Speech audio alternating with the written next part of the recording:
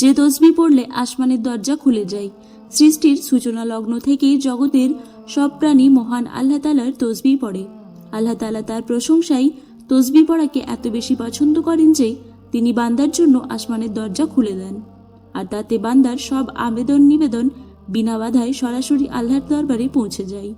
এমন একটি তসবির বর্ণনায় ইমাম আহমদ ইবনে হাম্বল রাহমাতুল্লাহি আলাইহি তার মুসনাদে তুলে ধরেছেন। হাদিসে এসেছে, হযরত আব্দুল্লাহ ইবনে উমর রাদিয়াল্লাহু তাআলা আনহু বর্ণনা করেন, রাসূল সাল্লাল্লাহু আলাইহি ওয়াসাল্লামের সঙ্গে আমরা নামাজ পড়ছিলাম। সেই মুহূর্তে মানুষের মধ্যে থেকে এক ব্যক্তি বলে উঠল, আল্লাহু আকবার কবীরা ওয়ালহামদুলিল্লাহি কাসীরা ওয়া সুবহানাল্লাহি বুকরাতাও ওয়া আশিলা। এর অর্থ হলো, আল্লাহ তাআলা মহান, সর্বশ্রেষ্ঠ, সব প্রশংসা আল্লাহ তাআলার জন্য। আল্লাহ তাআলার গুণ বর্ণনা সকাল এবং সন্ধ্যায়। তখন রাসূল সাল্লাল্লাহু আলাইহি ওয়াসাল্লাম জিজ্ঞাসা করলেন, কে বলল এইসব কথা? তখন উপস্থিত জনতার মধ্যে থেকে একটি লোক বলল, আমি, হে আল্লাহর রাসূল সাল্লাল্লাহু আলাইহি ওয়াসাল্লাম। রাসূল সাল্লাল্লাহু আলাইহি ওয়াসাল্লাম বললেন, কথাটি আমাকে আশান্বিত করেছে। এই কথার কারণে আসমানের দরজাসমূহ খুলে গেছে।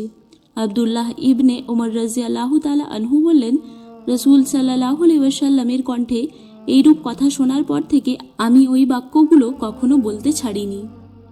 এই তসবিহ পড়ার ফলে যদি মহান আল্লাহ তাআলা বান্দার জন্য আসমানের দরজা খুলে দেন, তাতে মহান আল্লাহ তাআলার অফুরন্ত রহমতের বারিধারায় সিক্ত হবে মুমিন। সেই কারণেই মুমিন বান্দার উচিত সকাল সন্ধ্যায় এই তসবিহ বেশি বেশি পড়া, আল্লাহ তাআলার কাছে দুনিয়া ও পরকালের কল্যাণে বেশি বেশি প্রার্থনা করা।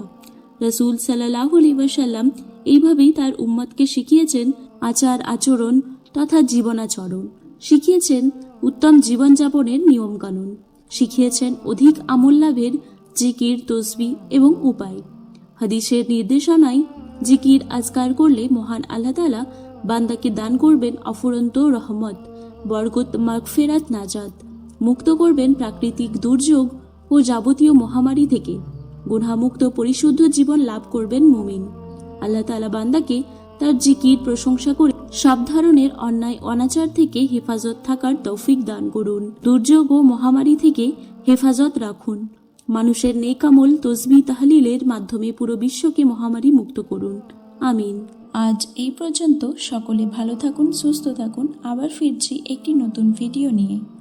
এইরকম আরও ইসলামিক ভিডিও পেতে আমাদের চ্যানেলটি সাবস্ক্রাইব করে পাশে থাকা বেল আইকনটি প্রেস করে দিন, যাতে যখনই কোনো নতুন ভিডিও আসবে সর্বপ্রথম আপনার কাছে পৌঁছায়।